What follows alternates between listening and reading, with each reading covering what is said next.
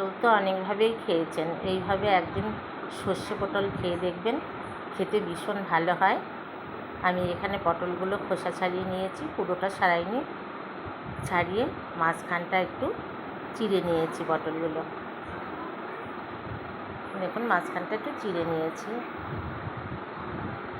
এইবারে পটলগুলো আমি ভেজে নেব। তার জন্য কড়াইতে তেল দিয়েছি, আর একটা তেজপাতা, একটা শুকনো লঙ্কা আর জিরে ফোড়ন দিলাম।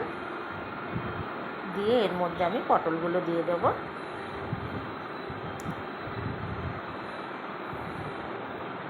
এইবারে পটলগুলো একটু নেড়ে চেড়ে ভেজে নেব, লাল লাল করে ভেজে নেব। পটলগুলো ভাজা হয়ে গেছে, তুলে নিয়েছি।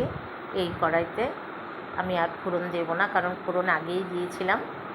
এর মধ্যে দেব আমি একটা মশলা করে রেখেছি, একটা পেঁয়াজ আর একটা টমেটো বেটে রেখেছিলাম, সেটা দিয়ে দিলাম। দিয়ে একটু নেড়ে চেড়ে নেব।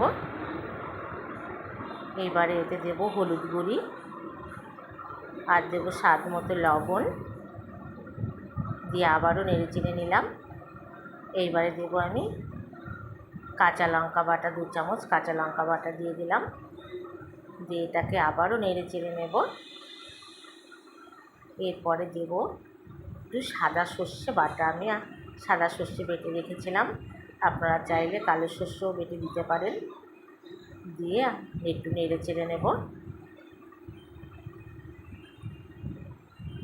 এইবারে দেব ভেজে রাখা পটলগুলো দিয়ে দেবো।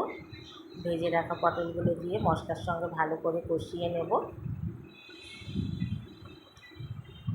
মশলার সঙ্গে কষানো হয়ে গেছে। এইবার পরিমাণ মতো জল দিয়ে দিলাম,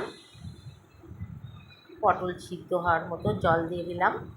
এবার ঢেকে কিছুক্ষণ রান্না করে নেব, যতক্ষণ না পটল সিদ্ধ হয় ততক্ষণ রান্না করে নেব।